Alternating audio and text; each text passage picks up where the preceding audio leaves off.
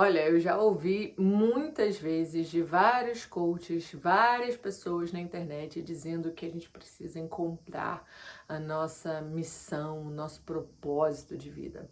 Acontece que isso é muito superficial, porque quando a gente fala em encontrar, em buscar, parece que é realmente alguma coisa externa, né? Não é nada que vem de dentro. E a gente sabe que no budismo, o que é mais importante é o coração. Então, se essa coisa, essa missão, esse propósito vem de alguma questão externa, né? Como se fosse, encontrei, tá aqui, ó. A minha missão é fazer isso, a minha missão, o meu propósito é, enfim, me dedicar a isso. Fica muito complicado porque é realmente superficial e não necessariamente aquilo ali vai te preencher. E o mais importante sempre é você estar bem para, em consequência, ajudar outras pessoas, né?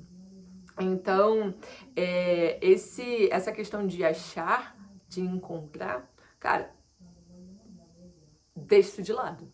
Deixa isso de lado, porque não vai ser, não é a maneira correta.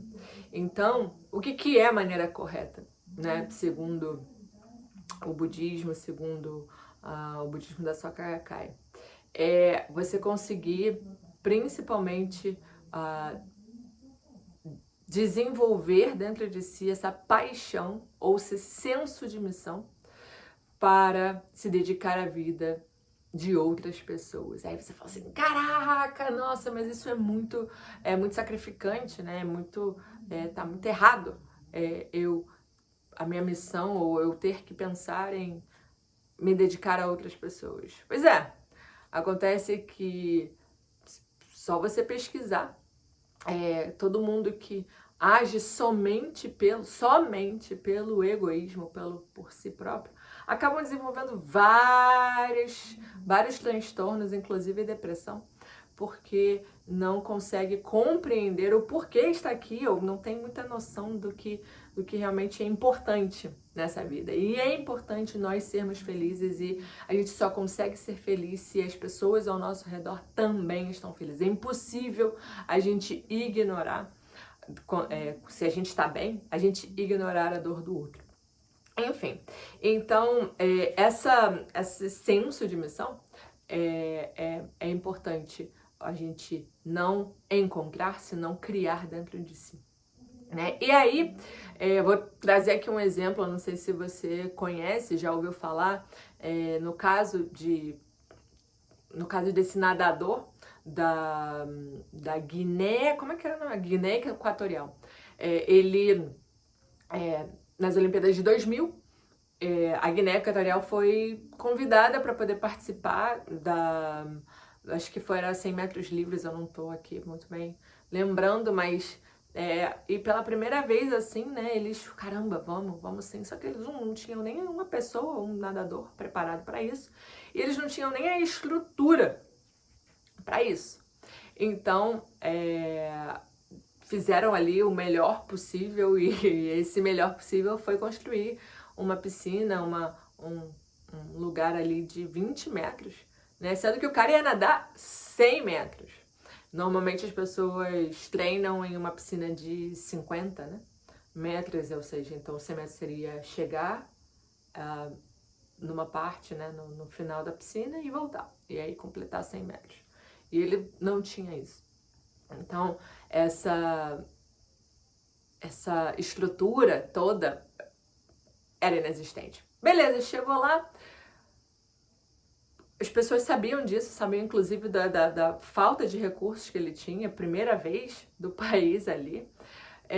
Os outros competidores queimaram largada, ou seja, eles como que foram automaticamente desclassificados para que ele pudesse completar a prova. E aquilo ali foi muito marcado, e ele foi considerado assim um herói. Ele foi assim realmente ovacionado, porque ele não estava fazendo aquilo ali por ele. Porque na verdade, se fosse por ele somente, enfim, não teria muito, vamos dizer assim, muitos benefícios naquilo ali, porque ele fez o pior tempo daquela prova, ele nadou de uma maneira, se vocês buscarem ali, ele nadou de uma maneira até meio engraçada, assim, depois, os primeiros 50 metros na volta, ele estava totalmente cansado, quase nadando cachorrinho, enfim, não era por ele estava ali para poder representar o país dele, era um sentimento que era acima do próprio ego, era acima dele mesmo. Então era aquele senso de missão de eu vou terminar, não só por mim, mas pelo meu país, né? Então esse senso de missão faz com que ele possa seguir em frente.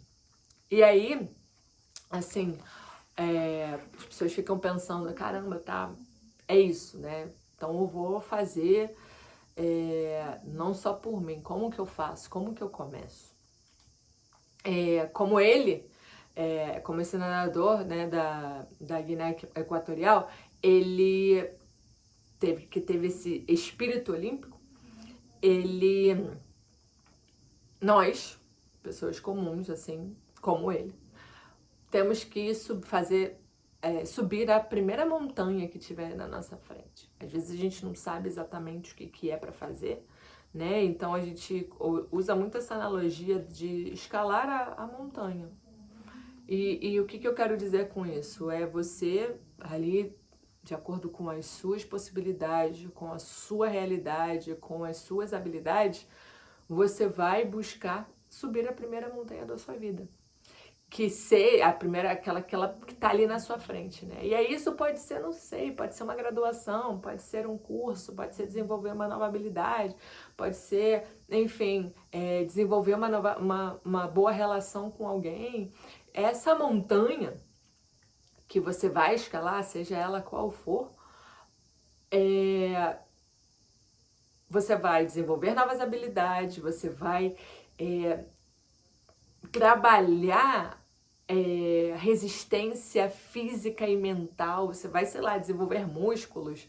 E para isso, para você chegar lá naquele cume, você vai construir uma série de pequenas vitórias, né? Seja a habilidade, seja, enfim, a resistência, que quando você chegar lá no cume, você vai conseguir, ficar orgulhoso do seu esforço, né? Ver que você realmente desenvolveu várias coisas, mas também enxergar outras montanhas. E quando isso acontece, você vai poder falar e escolher a montanha que você vai querer escalar, né? A seguinte.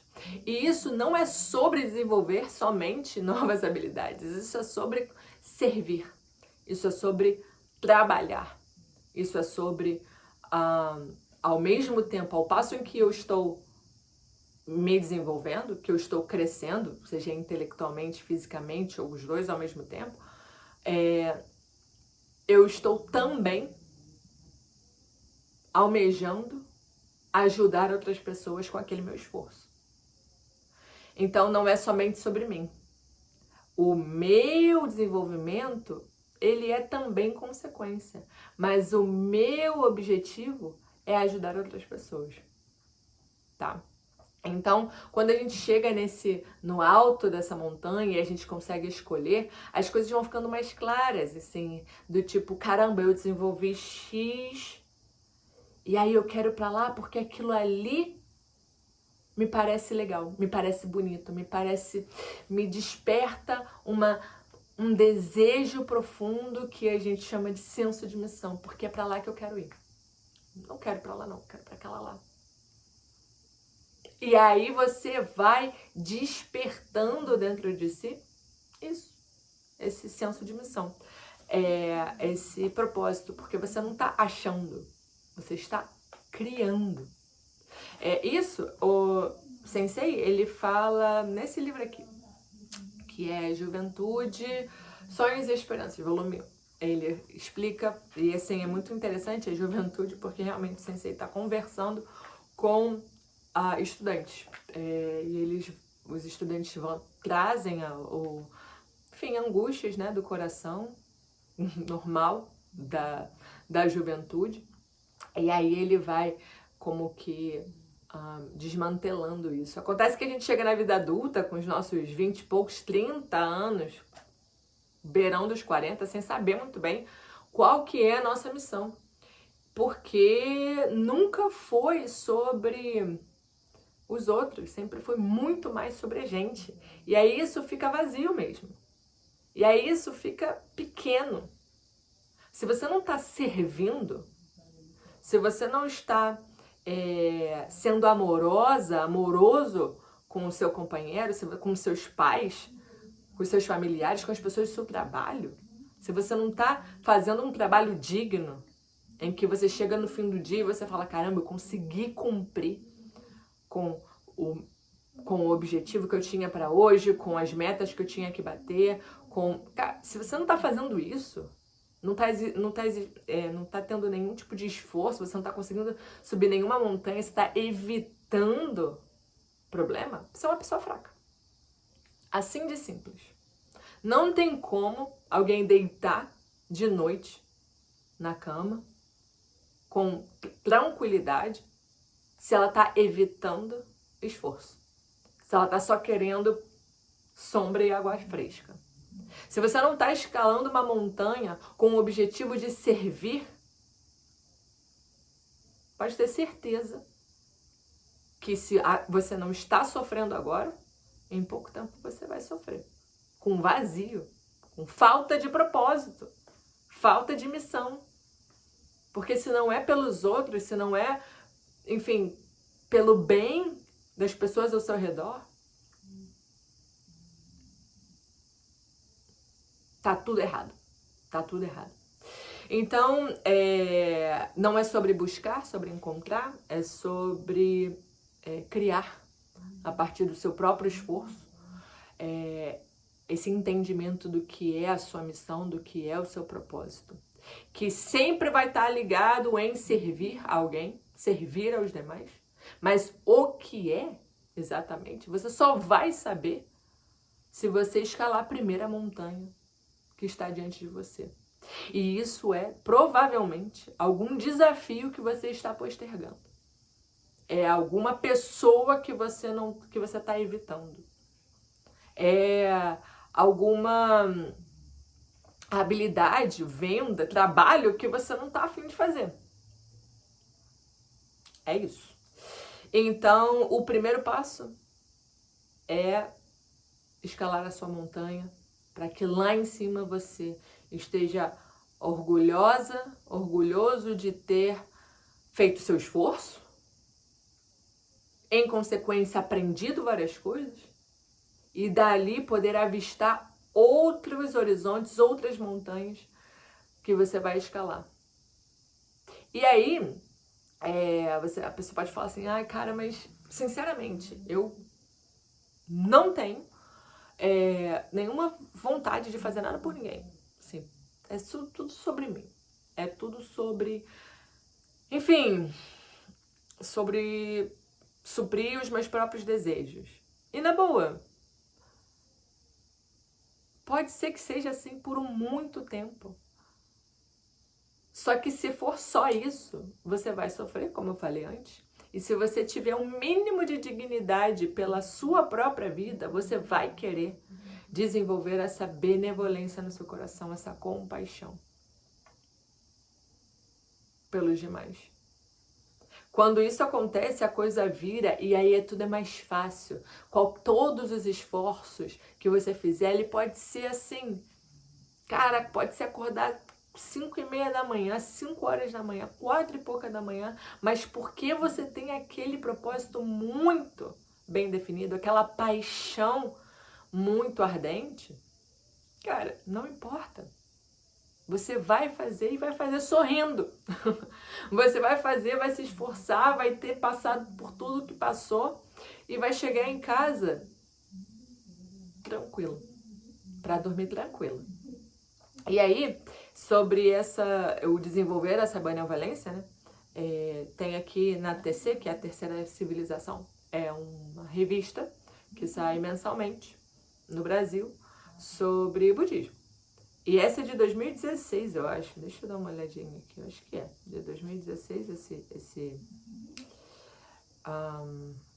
Ai, caramba, eu até tirei aqui. Poxa. É de 2016.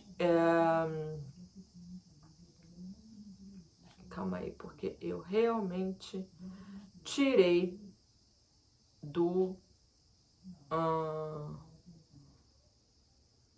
da parte aqui. Mas enfim, eu vou ler o que... Agora eu acho que eu encontrei o que eu queria ler. É a conclusão, né? Ele fala assim: vimos que a benevolência surge da percepção de que a vida humana é o todo e por isso todas as formas de vida são dignas do mais supremo respeito. Mesmo que não seja possível chegar a essa percepção por meio de uma relação intelectual, podemos fazer por meio de uma fé comprometida com o Kousei-Rufu, que é a paz mundial, ou seja, que é se dedicar às outras pessoas, né? Em outras palavras, significa praticar e propagar o budismo com a mesma fé comprometida ao senso de missão do mestre. A benevolência é a expressão da iluminação do mestre e a prática do discípulo. Mesmo que seja difícil sentirmos a benevolência espontaneamente, podemos ter a coragem de adotar a luta do mestre como a nossa e praticar a benevolência em meio à realidade cotidiana. Então, a luta do mestre é a luta sobre a felicidade de todas as pessoas, tá? Não comentei sobre isso, mas é sobre isso. E é isso, em meio à realidade cotidiana. Você não precisa fazer nada extraordinário. Você precisa ser uma pessoa dentro do seu contexto, dentro da sua casa, com as pessoas ao seu redor, estar comprometida com a felicidade delas. A coragem substitui a benevolência quando agimos com forte senso de missão. Portanto, vamos iluminar a sociedade com a luz da benevolência por meio do nosso esforço e cumprir o juramento de lutar ao lado do mestre em prol do Kousei-Rufu. Enfim, se você ainda não está convencido de que a benevolência, de que você fazer pelos outros é importante, só começa. Você não precisa, eu não preciso te convencer de que servir as outras pessoas é importante. Porque às vezes intelectualmente não é o suficiente. Às vezes somente pela lógica não é o suficiente. E tá tudo bem. Porém, saiba que somente agir por nós mesmos, pelo nosso egoísmo, não vai por muito tempo ser suficiente. E aí, quando tiver esse buraco, saiba que te falta servir a outras pessoas. É isso. Vou ficar por aqui. Um beijo, dá like, se inscreve no canal. Um beijo, tchau.